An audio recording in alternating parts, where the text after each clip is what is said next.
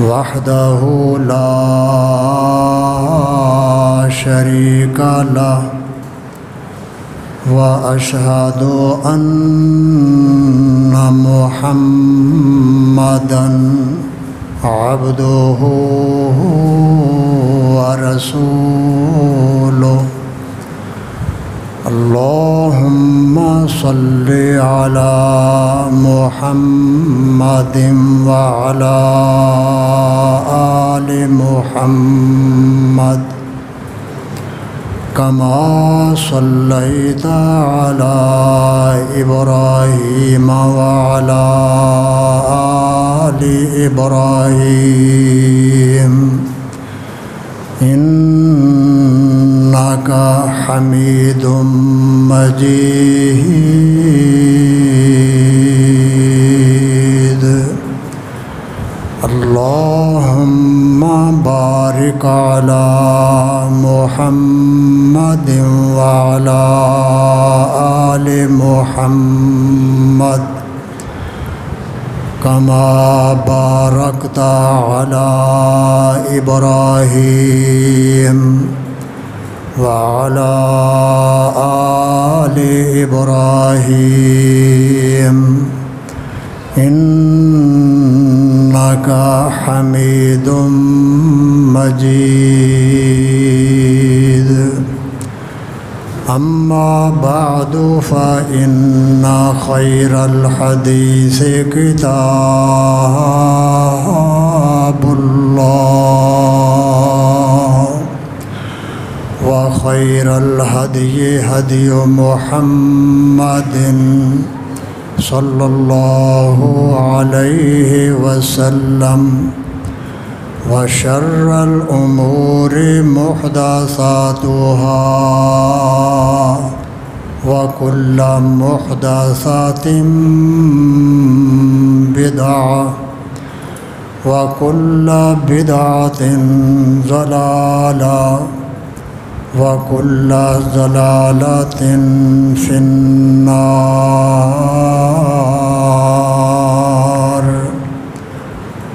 اعوذ باللہ من الشیطان الرجیم من ہمزہ ونفخہ ونفثہ محمد رسول اللہ والذین معه اشداء علی الکفار رحماء بینہم حضرت محمد رسول اللہ صلی اللہ علیہ وسلم اور آپ کا ساتھ دینے والے صحابہ کرام رضوان اللہ علیہم اجمعین یہ کافروں پر بڑے سخت تھے اور آپس میں مسلمان کلمہ گوؤں کے ساتھ بڑے نرم دل اور رحم دل تھے۔ آپ جب بھی نبی پاک کے صحابہ کو دیکھیں گے یا رکوع کر رہے ہوں گے یا سجدہ ریز ہوں گے وہ ہمیشہ اپنے اللہ کے فضل و کرم اور اس کی رضامندی کے طلبگار رہتے ہیں۔ ان کی صداقت کی علامت ان کے چہروں میں سجدوں کے نشانات ہیں۔ ان کی مثال اس سے پہلے تورات میں اور انجیل میں بھی گزر چکی ہے۔ صحابہ کرام کی مثال اس کھیتی کی طرح ہے جو اپنا شگوفہ نکالتی ہے، پھر وہ شگوفہ مضبوط اور سخت ہو جاتا ہے، پھر اپنی بالی تنے پر برابر ہو کر کھڑا ہو جاتا ہے۔ صحابہ کرام بھی پہلے کمزور تھے، پھر آہستہ آہستہ مضبوط ہو گئے، ان کی طاقت بن گئی۔ یعجب الزراع لیغیظ بہم الکفار جیسے کھیتی کو دیکھ کر زمیندار خوش ہوتا ہے، نبی پاک کے صحابہ کرام کو سن کر اہل ایمان خوشی محسوس کرتے ہیں، خوش ہو جاتے ہیں۔ وعد اللہ الذین آمنوا وعملوا الصالحات منہم مغفرۃ واجرا عظیما۔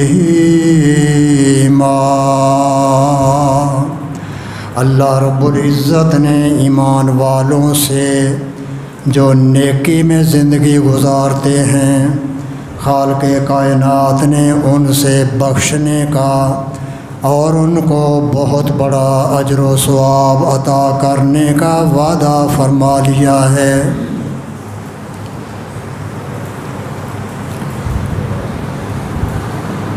نبی پاک سرور کونین حضرت محمد الرسول اللہ صلی اللہ علیہ وسلم اس دین اسلام کے پیغام پہنچانے والے پیغامبر رسول بن کر تشریف لائے، اور اللہ رب العزت نے نبی کونین کو صحابہ کرام جیسے ایسے جان نثار ساتھی نصیب فرمائے جو اللہ کے پیغمبر سرور کائنات حضرت محمد الرسول اللہ صلی اللہ علیہ وسلم کے اشاروں پر، آپ کے ارشادات پر جانیں نشاور کرتے رہے، مال قربان کرتے رہے، اپنی اولادوں کی قربانیاں پیش کرتے رہے۔ لہذا نبی پاک کے دیے ہوئے دین اسلام کا یہ حکم ہے کہ جو دنیا سے چلے جائیں ان کو برا بھلا نہ کہنا۔ نبی پاک کا ارشاد ہے لا تسبوا الاموات، اے میری امت کے لوگوں، جو مسلمان جو لوگ بھی دنیا سے فوت ہو گئے ہیں ان کو گالیاں نہ نکالنا۔ کیوں؟ اگر وہ نیک تھے تو اپنی جزا کو پا چکے ہیں، اور اگر مرنے والے برے تھے تو اپنی سزا کا سامنا کر رہے ہیں۔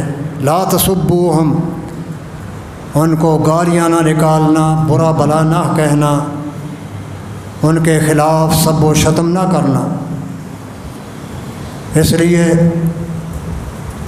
اللہ کے قرآن اور نبی پاک کے فرمان کے مطابق حق والے جو ہیں، کتاب و سنت کے ماننے والے، ان کا نظریہ، ان کا عقیدہ یہ ہے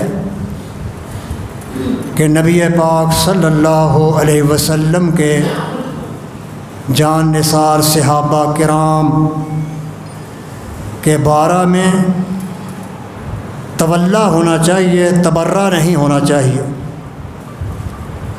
صدیق اکبر ہو تب بھی تولا، دوستی محبت، عمر فاروق ہوں تب بھی تولا،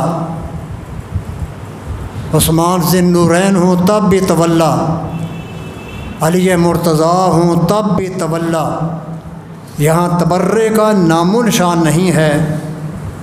تولا، دوستی، محبت نبی پاک کے صحابہ کرام کے ساتھ، یہ دین اسلام کی تعلیم ہے، اور ہم اہل حق کتاب و سنت پر عمل پیرا ہونے والے، جیسے حضرت عائشہ صدیقہ طیبہ طاہرہ رضی اللہ عنہا کو قابل احترام ناموس رسالت سمجھتے ہیں، اور اماں جان کا احترام کرتے ہیں کہ نبی پاک کا حرم پاک تھی، آپ کی پاکیزہ بیوی تھیں، ویسے ہی ہم حضرت فاطمہ الزہرا رضی اللہ عنہا نبی پاک کی صاحبزادی حضرت فاطمہ رضی اللہ عنہا کا بھی احترام، عزت اپنی زندگی کا مشن بناتے ہیں۔ جیسے ہم صدیق و فاروق عثمان ذی النورین سے تولا دوستی محبت کا اعلان کرتے ہیں، ویسے ہی حضرت علی مرتضیٰ رضی اللہ تعالی عنہ، حضرت امام حسن رضی اللہ عنہ، حضرت امام حسین رضی اللہ عنہ، ان ہستیوں کا بھی ویسے ہی احترام کرتے ہیں جیسے صدیق و فاروق کا احترام کرتے ہیں۔ ہمارے دین کی تعلیم ہی یہی ہے کہ جانے والوں کو ملامتیں نہ کرو، دنیا چھوڑ جانے والوں کو گالیاں نہ نکال لو، جو دنیا سے چلے گئے ان پر کفر کے فتوے نہ لگاؤ۔ کیوں؟ وہ نیک ہیں تو جزا پا رہے ہیں، اگر غلطی پر ہیں تو سزا پا رہے ہیں، تمہیں گالیاں دینے کی ضرورت کیا ہے؟ ہمارا دین، ہمارا اسلام نبی پاک کے صحابہ کرام سے، نبی پاک کے اہل بیت سے محبت کا حکم دیتا ہے۔ اور یاد رکھیں، اہل بیت بھی تب ہی اللہ کے ہاں قابل قبول ہوتے ہیں، اہل بیت بھی اللہ کے ہاں تب شان اور منزلت والے بنتے ہیں جب کہ وہ نبی پاک کے صحابہ میں داخل ہوتے ہیں۔ اگر اہل بیت ہو صحابی نہ بنے تو اس کی کوئی قدر و قیمت نہیں ہے۔ ابو لہب کو دیکھ لیں، نبی پاک کا سگا چچا، حضرت علی مرتضیٰ تو چچے کے بیٹے تھے، ابو لہب سگا چچا تھا، نبی پاک کے گھرانے سے، آپ کے بزرگوں سے، لیکن اہل بیت ہونے کے ساتھ نبی پاک کی صحبت اختیار نہیں کی، صحابی نہیں بنا، نبی پاک کا کلمہ نہیں پڑھا، لہذا قرآن کریم میں اس پر لعنتیں برستی ہیں۔ تبت یدا ابی لہب و تب، ابو لہب کے ہاتھ ٹوٹ جائیں، وہ برباد ہو جائے جو نبی پاک صلی اللہ علیہ وسلم پر پتھر پھینکا کرتا تھا۔ کوئی قدر و قیمت نہیں جب تک کہ صحابی نہ بنے۔ بلال، خباب جیسے دور دراز علاقوں سے آنے والے اہل بیت نہیں تھے، لیکن اللہ کے پیغمبر کے صحابی بن گئے، نبی پاک کے صحابہ کرام کی لسٹ میں، فہرست میں داخل ہو گئے، اسلام کی حالت میں مسلمان ہو کر نبی پاک صلی اللہ علیہ وسلم کی زیارت کی، اسلام پر ہی جانیں دیں۔ تو دیکھیں نبی پاک صلی اللہ علیہ وسلم نے فرمایا، میں معراج کی رات آسمانوں پر گیا، جنت کو دیکھا، دوزخ کو دیکھا، جنت میں نے اپنے آپ آگے آگے بلال کے قدموں کی آہٹ سنی۔ حضرت بلال سے نبی پاک نے فرمایا، واپس آ کر کہا، ہے بلال، کون سا عمل کرتا ہے جس کی وجہ سے اے بلال تیرے قدموں کی آہٹ، تیرے جوتوں کی آواز میں نے جنت میں اپنے آگے آگے سنی ہے؟ کہا، اللہ کے رسول، عمل کوئی زیادہ نہیں، بس یہ ایک عمل ہے، جب نماز پڑھنے کے لیے، فرضی نماز ادا کرنے کے لیے وضو کرتا ہوں تو مسجد میں آ کر وضو کے 2 رکعتیں پڑھ لیتا ہوں، یہ عمل ہے۔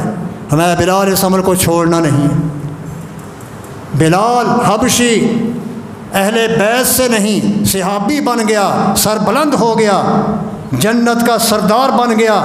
ابو لہب اہل بیت سے ہے، صحابی نہیں بنا، رد کر دیا گیا۔ میرے بھائیو، صحابہ کرام کی یہی فضیلت کافی ہے، ان کے بارے میں زیادہ سوچنے کی ضرورت نہیں۔ ایک ہی خوبی صحابہ کرام کو ساری دنیا سے سر بلند کر دیتی ہے کہ وہ پاک ہستیاں وہ ہیں جنہوں نے ایمان کی حالت میں میرے اور تیرے پیر و مرشد کو اپنی آنکھوں سے دیکھا ہے، نبی پاک کی زیارت کرنے کی سعادت حاصل کی۔ صحابہ کرام رضوان اللہ علیہ مجمعین، ان کے بارے میں بڑے احتیاط سے بولنے کی ضرورت ہے، اور میں شیعوں کے ان بزرگوں کو سلام پیش کرتا ہوں جو میری تیری اماں جان حضرت عائشہ صدیقہ رضی اللہ تعالی عنہا کا دفاع کرتے ہوئے اپنے شیعہ ساتھیوں کو کہتے ہیں کفر کا فتویٰ نہ لگاؤ، بڑے احتیاط کی ضرورت ہے۔ عائشہ صدیقہ پر کفر کا فتویٰ لگاؤ گے ناموس رسالت پر ضرب آئے گی، نبی پاک کی بیوی کو برا کہو گے، ان پر فتوے لگاؤ گے، نبی پاک کا کیا بنے گا؟ کہ اللہ کے پیغمبر کے گھر ایسی بیویاں تھیں جیسی تم سمجھتے ہو؟ سوچنے کی ضرورت ہے، غور و فکر کا مقام ہے۔ نبی پاک کی بیویوں پر زبان تان دراز کرنا، ان پر کفر کے فتوے لگانا، ان کو ایسی ویسی عورتیں کہنا، سوچا کرو اس سے زیادہ اللہ کے پیغمبر کی نموس پر لگتی ہے، اللہ کے پیغمبر کی عزت و احترام داغدار ہوتا ہے۔ ایک شیعہ بھائی مشہدی، وہ اپنے ساتھیوں کو سمجھاتا ہے، یہ معمولی بات نہیں ہے، ناموس رسالت کا مسئلہ ہے، لہٰذا ہم سب کے ساتھ مل کر چلنے کے لیے تیار ہیں، اگر تم نبی پاک کے جانثاروں کے بن جاؤ ہم تمہارے جوتے اٹھانے کے لیے تیار ہیں۔ نبی پاک صلی اللہ علیہ وسلم کے صحابہ کرام، علی مرتضیٰ رضی اللہ تعالیٰ عنہ، ان کا احترام ویسے ہی ہے جیسے صدیق فاروق کا ہے، عثمان ذی النورین کا ہے، سب ہماری آنکھوں کے تارے ہیں، ہم سب کی تعریفوں کے گن گاتے ہیں، ان کے فضائل و مناقب کو اپنے ایمان کا حصہ سمجھتے ہیں۔ حضرت علی مرتضیٰ رضی اللہ تعالیٰ عنہ نبی پاک کے اہل بیت سے لیکن ایمان لائے، مرتبہ بلند ہو گیا، اللہ کے نبی صلی اللہ علیہ وسلم کو عرش والے رب نے حکم دیا ہے، نبی وانذر عشیرتک الاقربین، اٹھیں دعوت کا آغاز کریں، پہل اپنے گھر والوں سے کریں، اپنے رشتہ داروں کو اسلام کی دعوت دیں، توحید کا پیغام پہنچائیں، شرک سے روکیں۔ نبی پاک صلی اللہ علیہ وسلم صفا پہاڑی پر آ جاتے ہیں، اپنے رشتہ داروں کو ایک ایک کر کے بلاتے ہیں، سارے بڑے بڑے جمع ہو جاتے ہیں، اللہ کے پیغمبر صلی اللہ علیہ وسلم ان پر اسلام کو پیش کرتے ہیں، توحید کو پیش کرتے ہیں۔ مکے کے سردار نبی پاک کی زبان مبارک سے جب توحید کا پیغام سنتے ہیں، چھوڑ دو زمین والوں کو، عرش والا سب کچھ کر سکتا ہے اور وہی کرتا ہے۔ ابو لہب جیسے بڑے بڑے سردار نبی پاک کو کوستے ہوئے واپس جاتے ہیں، نبی پاک کو برا بلا کہتے ہیں، تب لک لہذا جماعتنا، اے محمد صلی اللہ علیہ وسلم تیرا ایسا ویسا ہو، ہمیں اس کام کے لیے جمع کیا تھا، توحید سنانے کے لیے، شرک سے روکنے کے لیے، اتنے کام دنیا کے ایک اللہ کیسے کر سکتا ہے؟ اجعل الآلہۃ الہا واحدا، کئی خداؤں کو چھوڑ کر ایک الہ کی دعوت دیتا ہے، یہ بات بڑی عجیب، ماننے میں نہیں آتی۔ سب نبی پاک کو برا بھلا کہتے ہوئے واپس چلے جاتے ہیں۔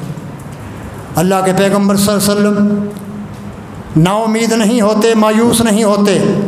ایک موقع پر آپ نے اپنے گھر میں دعوت کی، کھانے پکائے، گوشت پیش کیا، پنیر، طرح طرح کے کھانے جو عربوں میں رائج تھے وہ تیار کیے، اور اپنے رشتہ داروں کو، چچوں کو، کنوے قبیلے والوں کو دعوت پر بلایا۔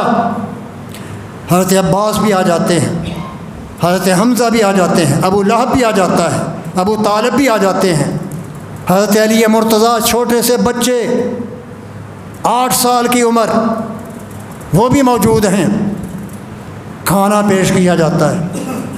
اللہ کے پیغمبر گھر سے کھلا کر توحید کی دعوت دیتے ہیں۔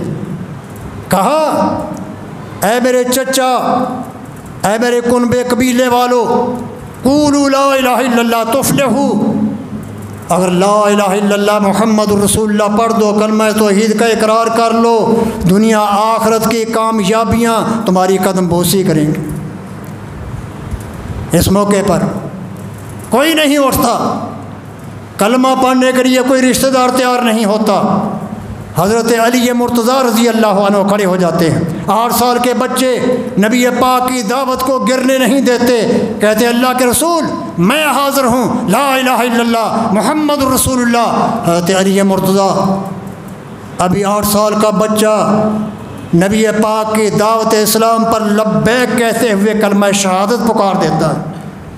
یہ علی مرتضیٰ وہ ہیں جو اللہ کے پیغمبر صلی اللہ علیہ وسلم پر نابالغوں میں سے سب سے پہلے ایمان اسلام کو قبول کرنے والے ہیں، اور سن 2 ہجری میں نبی پاک صلی اللہ علیہ وسلم نے اپنی پیاری بیٹی حضرت فاطمہ الزہرا کا نکاح خود نبی پاک نے حضرت علی مرتضیٰ سے پڑھا ہے۔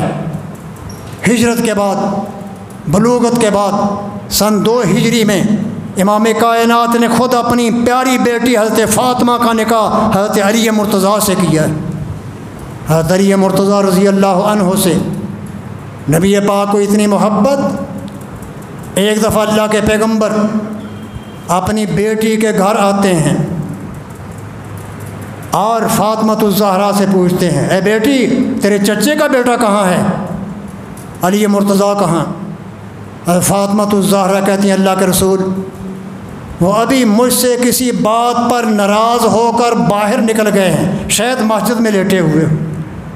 نبی پاک صلی اللہ علیہ وسلم نے ایک آدمی کو بھیجا، جائیں دیکھیں علی مسجد میں ہے یا کہاں ہے۔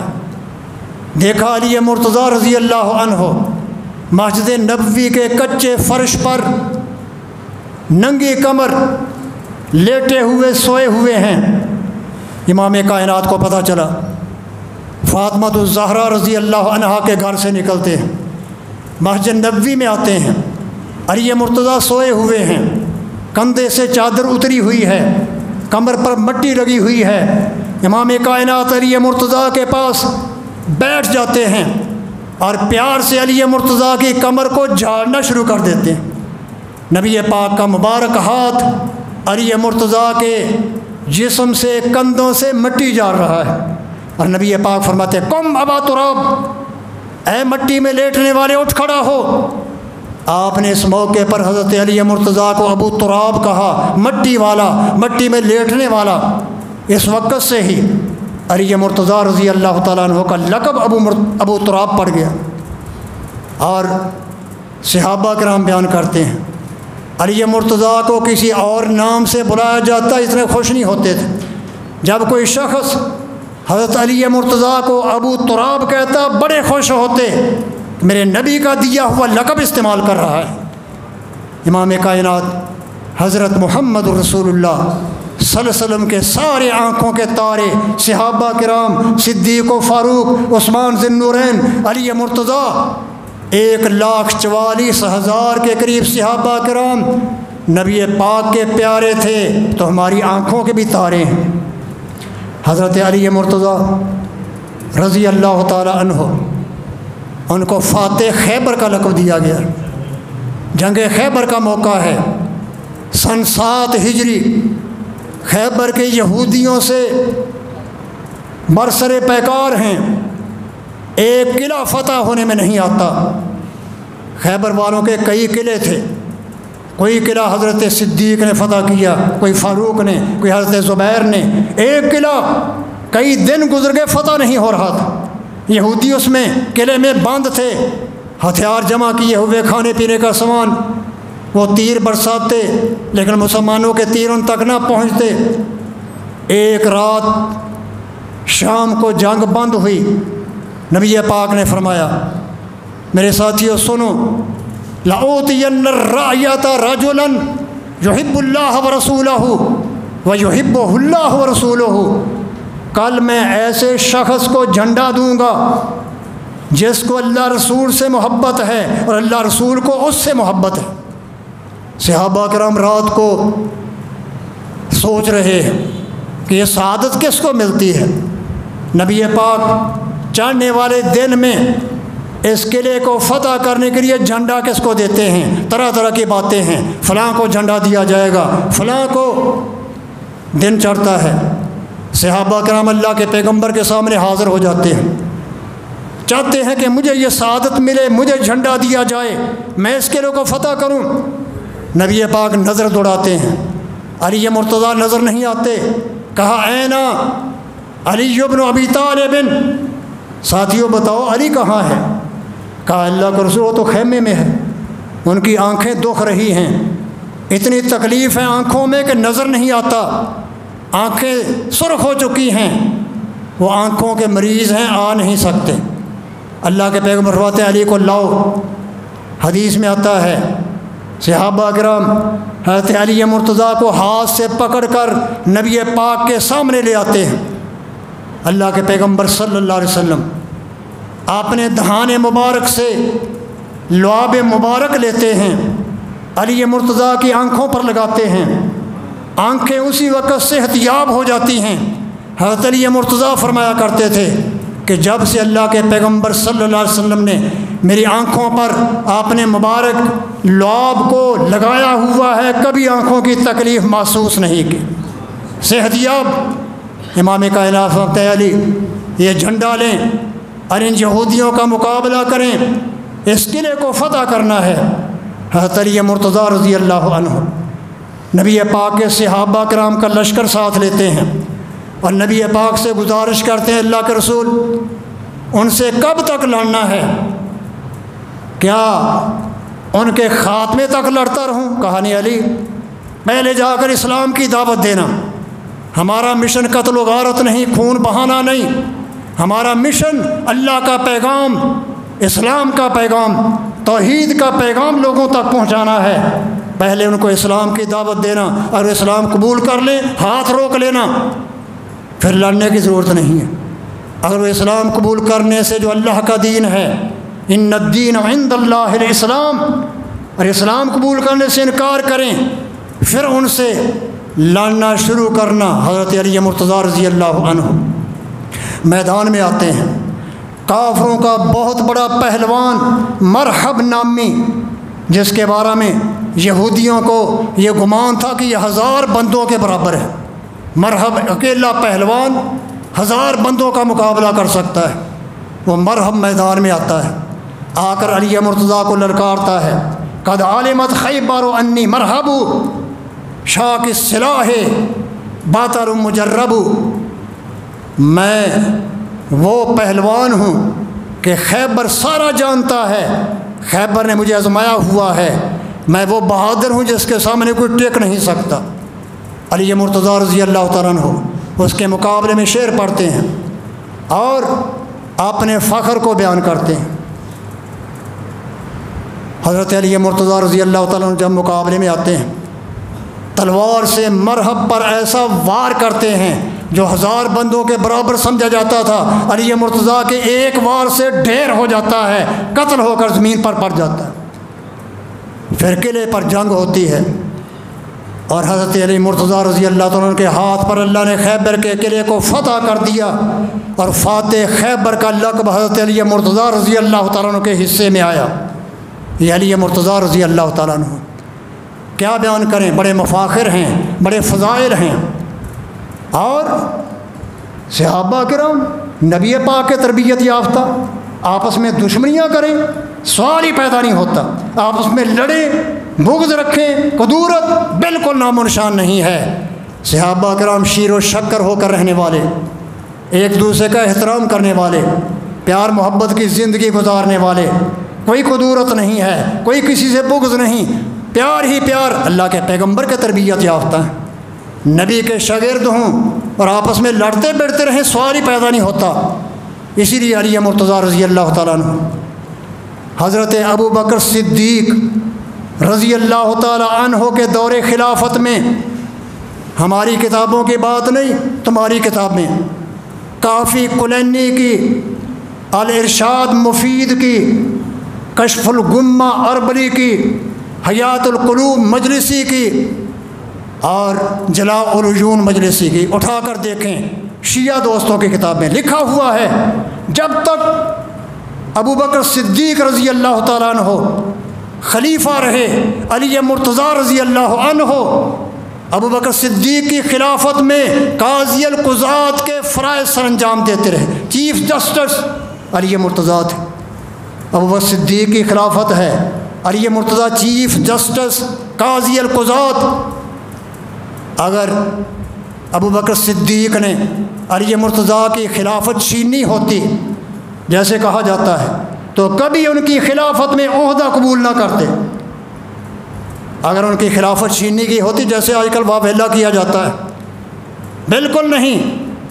علی مرتضیٰ بھی ان لوگوں میں شامل ہیں جنہوں نے ابو بکر صدیق رضی اللہ عنہ کے ہاتھ پر بیعت خلافت کی تھی، اور ان کے دور خلافت میں علی مرتضیٰ ایک عہدے پر فائز رہے، قاضی القضات رہے۔ اگر مدنبی مخالفت ہوتی عہدہ قبول نہ کرتے۔ علی مرتضیٰ کی یہ سعادت ہے کہ وہ خلیفۃ المسلمین ابو بکر صدیق کے دور خلافت میں عہدہ سنبھالے ہوئے۔ عمر فاروق رضی اللہ تعالیٰ عنہ، اپنی کتاب دیکھیں، کشف الغمہ اربلی کی، مروج الزہم مسعودی کی، تمہاری کتاب میں لکھا ہوا ہے عمر فاروق رضی اللہ تعالیٰ عنہ جب خلیفہ بنے 4 مرتبہ مدینے سے باہر دورے پر گئے، شام کا دورہ، کبھی کسی ملک کا، اور جب دورے پر جاتے تھے پیچھے علی مرتضیٰ کو اپنا قائم مقام صدر بنا کر جاتے تھے۔ خلافت چھینی ہوتی علی مرتضیٰ رضی اللہ تعالیٰ عنہ قائم مقام صدر ہونے کی صورت میں قبضہ کر لیتے، سوال ہی پیدا نہیں ہوتا۔ 4 مرتبہ عمر فاروق رضی اللہ تعالیٰ، تمہاری کتاب میں، ہماری نہیں، پڑھ کر سناؤ اپنے ساتھیوں کو۔ حضرت علی عمر فاروق امیر المومنین ہیں، جب بھی باہر جاتے ہیں دورے پر پیچھے علی مرتضیٰ کو اپنا قائم مقام صدر بنا کر جاتے ہیں۔ کوئی ڈر نہیں خلافت چھن جائے گی، علی قبضہ کر لے گا، نبی کی تربیت یافتہ ہوں اور آپس میں لڑے بڑے قدورت رکھیں، سوال ہی پیدا نہیں ہوتا۔ یہی وہ علی مرتضیٰ رضی اللہ تعالیٰ عنہ جو عثمان غنی رضی اللہ تعالیٰ عنہ کے پاس آئے، کہا عثمان رضی اللہ عنہ، ہم نے بھی اللہ کے پیغمبر سے پڑھا، آپ نے بھی پڑھا، ہم نے بھی آپ کے ساتھ جہاد کیے، آپ نے بھی کیے، نبی پاک صلی اللہ علیہ وسلم کو دیکھنے کی سعادت ہمیں بھی ہے، آپ کو بھی ہے، لیکن ایک سعادت، ایک خوبی وہ ہے، اے عثمان، آدم علیہ السلام سے لے کر قیامت کی دیواروں تک وہ خوبی تجھے ملی ہے، کسی اور کو نہیں مل سکتی۔ نلت من سحرہ ما لم ینالا، آپ کو نبی پاک امام الانبیاء کی دورہ دماد ہونے کا شرف حاصل ہے، یہ شرف تو علی کو بھی حاصل نہیں۔ علی نبی پاک کی ایک بیٹی کا خامد، اور عثمان ذو النورین یکے بعد دیگرے امام الانبیاء کی 2 بیٹیوں کے شوہر بنے۔ حضرت رقیہ رضی اللہ عنہا حضرت عثمان کے نکاح میں تھے، نبی پاک کی بیٹی ہیں۔ فوت ہونے کے بعد نبی پاک نے عثمان دوسری بیٹی کا تو اس سے نکاح کر دیتا، اس میں کلثوم نبی پاک کی بیٹی حضرت فاطمہ الزہرا سے بڑی، ام کلثوم کا نکاح حضرت عثمان سے کر دیا حضرت رقیہ کی وفات کے بعد۔ نلت من سے، تمہاری کتاب نہج البلاغہ، اس میں لکھا ہوا ہے کہ حضرت علی مرتضیٰ نے کہا ہے عثمان، دوہری دمادی کا شرف، نبی کی دوہری دمادی کا شرف جو آپ کو حاصل ہو گیا ہے، کائنات میں کسی نبی کے امتی کو حاصل نہیں ہوا، نہ قیامت تک ہو سکتا ہے۔ یہ تعریفیں کرنے والے صحابہ کرام آپس میں شیر و شکر ہو کر رہنے والے، ان کی لڑائیوں بڑھائیوں کا سوال ہی پیدا نہیں ہوتا۔ کسی کی حکومت چھین لے، خلافت چھین لے، سوال ہی پیدا نہیں ہوتا۔ اس وقت کے لوگوں نے اپنے اتفاق سے جس کو امیر بنایا، سب نے اس پر اتفاق کیا ہے۔ حضرت علی مرتضیٰ امیر معاویہ کی لڑائیاں ہوئی ہیں، لیکن اجتہادی مسئلہ تھا، ہر ایک اپنے آپ کو صحیح سمجھتا تھا۔ حضرت امیر معاویہ تاریخ طبری میں ہے رضی اللہ عنہ، علی مرتضیٰ رضی اللہ عنہ سے کہتے تھے، اے علی رضی اللہ عنہ، آپ مجھ سے وعدہ کریں کہ عثمان رضی اللہ عنہ کے قاتلوں کے خون، حضرت عثمان کا خون کا انتقام لیں گے، حضرت عثمان کے قاتلوں سے بدلہ لیں گے۔ میں آج آپ کے ہاتھ پر بیعت کرتا ہوں۔ مسئلہ دم عثمان کا تھا، اختلاف ہو گیا، لڑائی ہوئی ہے لیکن ہر ایک حق پر ہے، اجتہاد دونوں نے کیا ہے۔ نبی پاک نے فرمایا میری امت کے لوگ اجتہاد کریں، درست اجتہاد ہو تو دوہرا اجر ملے گا، اور اجتہاد میں غلطی ہو جائے تب بھی اجر ملے گا۔ ہم صحابہ کرام کے بارے میں بڑے احتیاط کے متقاضی ہیں۔ صحابہ کرام اللہ کے پیغمبر کو اپنی آنکھوں سے دیکھنے والے، ان کے بارے میں ہمیشہ احتیاط کی زبان استعمال کرنی چاہیے۔ یہی ہمارا مذہب ہے، یہی ہمارا عقیدہ ہے۔ علی مرتضیٰ رضی اللہ تعالیٰ عنہ اس وصف کے ساتھ متصف تھے۔ عمر فاروق رضی اللہ تعالیٰ عنہ جب شہید ہو جاتے ہیں، حضرت عبداللہ بن عباس بیان کرتے ہیں میرے پاس آ کر حضرت عمر فاروق کی چارپائی کے پاس علی مرتضیٰ کھڑے ہو جاتے ہیں اور اپنی زبان مبارک سے کہتے ہیں اے عمر، مجھے یقین ہے کہ اللہ رب العزت تجھے اپنے دونوں ساتھیوں سے ملا دے گا، جمع کر دے گا۔ نبی پاک صلی اللہ علیہ وسلم ابو بکر صدیق جو دنیا سے جا چکے ہیں، آپ ان قریب ان سے ملیں گے۔ کیوں؟ میں ہمیشہ نبی پاک سے سنا کرتا تھا خرجت انا و ابو بکر و عمر، انطلقت انا و ابو بکر و عمر، دخلت انا و ابو بکر و عمر۔ جب بھی اللہ کے پیغمبر بات کرتے ابو بکر عمر کو اپنے ساتھ رکھا کرتے تھے، جہاں جاتے ابو بکر عمر ساتھ ہوتے رضی اللہ عنہما، جب کہیں سے نکلتے صدیق و فاروق ساتھ۔ یہ وہ شخصیات ہیں۔ حضرت علی مرتضیٰ شہادت دیتے ہیں۔ عمر فاروق کی شہادت کے بعد عبداللہ بن عباس کے پاس اظہار کرتے ہیں کہ مجھے یقین ہے کہ اللہ اے عمر تجھے نبی پاک ابو بکر کے ساتھ ملانے والا ہے۔ جب تم دنیا میں ان کے ساتھ رہے ہو، قبر میں ان کے ساتھ رہو گے، حشر میں بھی نبی پاک کے ساتھ تھی، حساب کتاب کے وقت نبی پاک کے ساتھ تھی، اور قیامت کے دن جنت میں بھی تم اللہ کے نبی کے ساتھی ہوگے۔ حضرت علی مرتضیٰ رضی اللہ تعالیٰ عنہ وہ شخصیت ہیں جن کے فضائل و مناقب بے شمار ہیں۔ لہٰذا ہم جیسے صدیق اور فاروق عثمان ذی النورین کے احترام کے قائل ہیں، ویسے ہی حضرت علی مرتضیٰ رضی اللہ عنہ، حضرت امام حسن رضی اللہ عنہ، امام حسین رضی اللہ عنہ، حضرت فاطمۃ الزہرا رضی اللہ عنہا، ان کا ویسے ہی احترام کرتے ہیں جیسے عائشہ صدیقہ کا احترام کرتے ہیں۔ ہماری زبانوں پر تبرہ ہے ہی نہیں، تولا ہی تولا ہے۔ میرے بھائیوں، حضرت علی مرتضیٰ رضی اللہ تعالیٰ عنہ، ان کے فضائل، ان کے مناقب، ان کی سعادتیں نبی پاک پر جان فداکاریاں، قربانیاں مشہور و معروف ہیں۔ اللہ کے نبی صلی اللہ علیہ وسلم ہمیشہ اپنے صحابہ کی عزت و احترام کا حکم دیتے اور اعلان فرمایا کرتے اللہ اللہ فی اصحابی، اے میری امت کے لوگوں، قیامت تک آنے والوں میرے صحابہ کے بارے میں عرش والے رب سے ڈرتے رہنا۔ لا تتخذوہم غرضا من بعدی، میرے دنیا سے جانے کے بعد میرے صحابہ کرام کو اپنے لعن طعن کا، سب و شتم کا نشانہ نہ بنا لینا۔ من احبہم فبحبی احبہم ومن ابغضہم فببغضی ابغضہم، جو میرے صحابہ سے محبت کرے گا اس کو نبی پاک سے محبت ہوگی، جو میرے صحابہ سے بغض رکھے گا، ان کے خلاف زبان طعن دراز کرے گا، سب و شتم کرے گا، سمجھو صحابہ کو برا نہیں کہہ رہا، نبی پاک کو کوس رہا ہے۔ صحابہ کی محبت نبی پاک سے محبت کی علامت ہے۔ لہٰذا اللہ کے پیغمبر کے فرمان کے مطابق ہمیشہ ہم دنیا سے جانے والوں کے بارے میں احتیاط کی زبان استعمال کریں، خواہ وہ صدیق ہوں، فاروق ہوں، ذی النورین ہوں، علی مرتضیٰ ہوں، سب کا احترام ہم پر واجب ہے۔ کیوں؟ وہ دنیا چھوڑ چکے ہیں، ہمیں ان کے بارے میں سوال نہیں ہوگا۔ لا تسألون عما كانوا يعملون، ان کے عمل ان کے ساتھ، تمہارے عمل تمہارے ساتھ، تم اپنا حساب دو گے، وہ اپنا حساب دیں گے۔ لہا ما کسبت، جو انہوں نے کمایا ان کو مل جائے گا، جو تم کماؤ گے تمہیں ملے گا، اپنی کمائی کی جزا ملنی ہے۔ پہلوں کو برا بھلا کہنا، ان کے خلاف زبان طعن دراز کرنا اپنی آخرت بھاری کرنے کے مترادف ہے۔ ہمیشہ مسلمان اہل سنت حق پر چلنے والے سارے صحابہ کرام، اہل بیت بھی صحابہ کرام ہی ہیں، وہ صحابہ کرام بنے تو ان کا مقام سر بلند ہو گیا۔ سب کا احترام ہم پر واجب ہے۔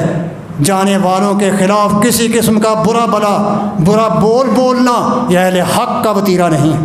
اللہ رب العزت مجھے آپ سب کو، سارے صحابہ کرام، اہل بیت سمیت اللہ کے پیغمبر کو ایمان کی حالت میں دیکھنے والے صحابہ کرام، ایمان پر فوت ہونے والے صحابہ کرام، ان کا عزت و احترام کرنے کی توفیق عطا فرمائے۔ اگر ان کے خلاف بولیں گے قیامت کو اپنا حساب بوجھل کریں گے، آپ اپنے عملوں کو سنواریں، ان کو اپنے حال پر چھوڑ دیں۔ اللہ کے پیغمبر کا ارشاد ہے لا تسبوا الاموات، دنیا سے جانے والوں کو برا نہ کہنا، ان کے اعمال ان کے ساتھ ہے، تم ان کے بارے میں جواب دہ نہیں، وہ تمہارے بارے میں جواب دہ نہیں۔ اللہ رب العزت ہمیں اس کی توفیق دے، ہم حق کو سمجھیں، سارے صحابہ کرام کا احترام کریں، کوئی ان میں کوئی علائش نہیں تھی، کوئی عداوت نہیں، کوئی دشمنی نہیں، پیار محبت سے صحابہ رہنے والے، شیر و شکر ہو کر ایک دوسرے کا احترام کرنے والے۔ حضرت ابوبکر صدیق رضی اللہ تعالیٰ عنہ علی مرتضیٰ کے ساتھ جا رہے ہیں، راستے میں حسن حسین بچے تھے، کھیل رہے تھے۔ ابوبکر صدیق رضی اللہ عنہ حضرت حسن کو پکڑتے ہیں، ان سے پیار کرنا شروع کر دیتے ہیں، فرماتے ہیں علی یہ حسن تو میرے نبی کے مشابہ ہے، تیرے مشابہ نہیں ہے۔ حضرت علی مرتضیٰ مسکراتے ہیں، خوش ہوتے ہیں کہ میرا بیٹا حسن نبی پاک صلی اللہ علیہ وسلم کے مشابہ ہے، اس کی شکل و صورت اللہ کے پیغمبر سے ملتی ہے، وہ تو آپس میں پیار کی باتیں کرنے والے، محبت سے رہنے والے، شیر و شکر ہو کر رہنے والے، ایک دوسرے کا احترام کرنے والے تھے، کوئی لڑائی بڑائی نہیں ہے جیسے آج کل دکھلایا جاتا ہے۔ اللہ رب العزت ہمیں حق کو سمجھنے کی، قرآن کی طرف آنے کی، نبی پاک کے فرمان کو اپنانے کی توفیق عطا فرمائے۔ وآخر دعوانا ان الحمد للہ رب العالمین۔